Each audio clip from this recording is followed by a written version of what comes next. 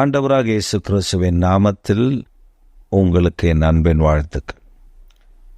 இந்த நாளிலும் நம்முடைய தியானத்திற்காக நாம் தெரிந்து கொள்கிற வேத வசனம் உபாகமத்தின் புஸ்தகம் 33 அதிகாரம் 27 வசனம். அநாதி தேவனே உனக்கு அடைக்கலம், அவருடைய நித்திய புயங்கள் உனக்கு ஆதாரம். அநாதி தேவனே உனக்கு அடைக்கலம், அவருடைய நித்திய புயங்கள் உனக்கு ஆதாரம். வேதம் சொல்லுகிறது, நம்முடைய தேவனாகிய கர்த்தர் நமக்கு அடைக்கலமானவர். அவருடைய புயங்கள் நமக்கு ஆதாரம், பாதுகாப்பு, பலன், நன்மை. பல நேரங்களில் நாம் ஆராதிக்கிற தேவன் யார் என்பதை நாம் அறிய முடியாதபடி இருக்கிறோம்.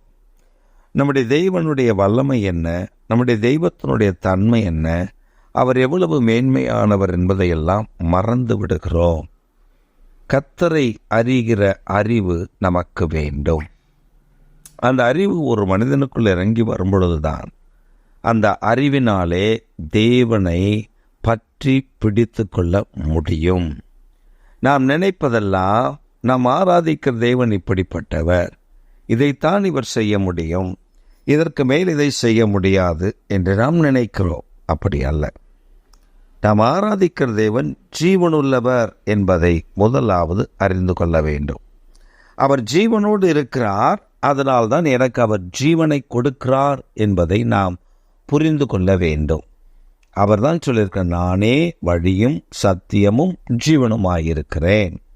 அப்போ தேவன் நமக்கு ஜீவனாயிருக்கிறார், அவர்தான் அநாதியாயிருக்கிறார். அநாதை என்று சொன்னால் அவருடைய ஆரம்பமும் தெரியாது, முடிவும் தெரியாது. அதற்குத்தான் வேதம் சொல்லுகிறது, ஆல்ஃபா ஒமேகா, ஆதியும் அந்தமும், முந்தினவரும் பிந்தினவருமாய் இருக்கிறார் என்பதாக. அநாதி தேவன் நமக்கு அடைக்கலம், அவருடைய நித்திய புயங்கள் நமக்கு ஆதாரமாயிருக்கிறது.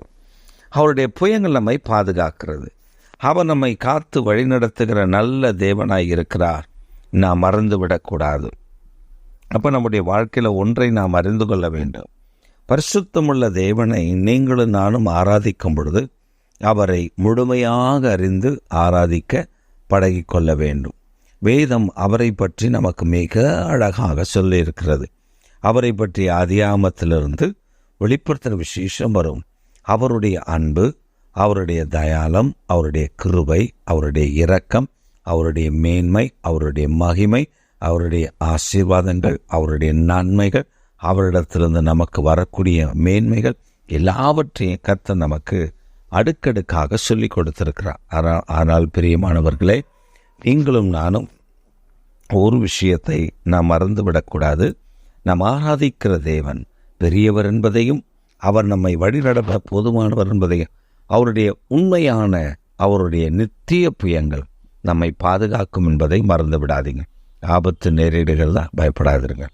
அவருடைய நித்திய புயம் உங்கள் மேல் இறங்கி உங்களை பாதுகாத்து உங்களை வழிநடத்த போதுமானது. எங்கள் அன்பின் ஆண்டவரே, இந்த செய்தியை கேட்கிற அருமையானுடைய பிள்ளைகள் உம்மை யார் என்று அறிந்து கொள்ளவும், உம்மை ஆராதிக்கிற அந்த கிருபையும் நீர் அவர்களுக்கு தந்து கர்த்தர் நீர் அவர்களை வழிநடத்திவிட வேண்டும் என்று நாங்கள் ஜெபிக்கிறோம். பரிசுத்த ஆவியாளருடைய மகத்துவமான தயவு அவர் மேல் இறங்கி அவர்கள் வாழ்க்கையில் உம்முடைய கரம் அவர்களை பாதுகாத்து வழிநடத்தட்டும். இரக்கம் பாராட்டும், கிருபை சூழ்ந்து கொள்ளட்டும். இயேசுவின் நாமத்தில் ஜெபிக்கிறோம் ஜீவனுள்ள நல்ல பிதாவே. ஆமென், ஆமென்.